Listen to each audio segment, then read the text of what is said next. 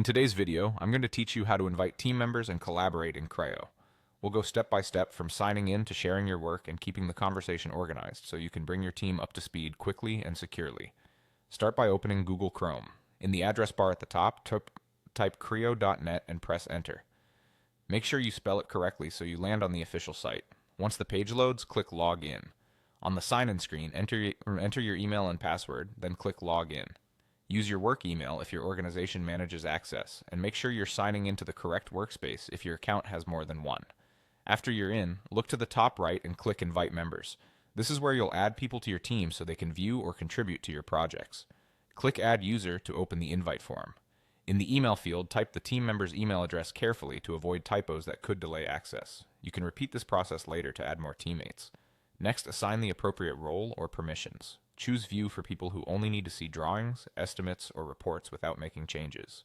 Choose Edit for contributors who will be updating content, adding files, or leaving detailed input. Choose Admin for trusted users who should manage settings, members, and permissions. Selecting the right level keeps your data accurate and secure while still empowering the people who need to do the work. When you're ready, click Share. This sends the invitation and applies the permissions you selected. The invited person will get access based on that role as soon as they accept. Now click your project to open it. This moves you into the space where collaboration actually happens. To communicate with your team directly on the work, use the comments or chat options on drawings, estimates, or reports.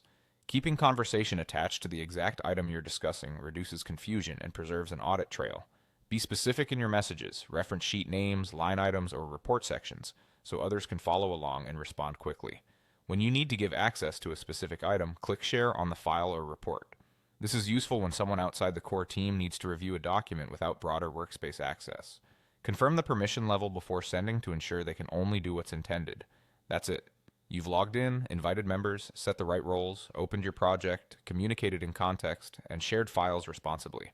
Follow these steps each time you onboard a new teammate to keep collaboration smooth and secure.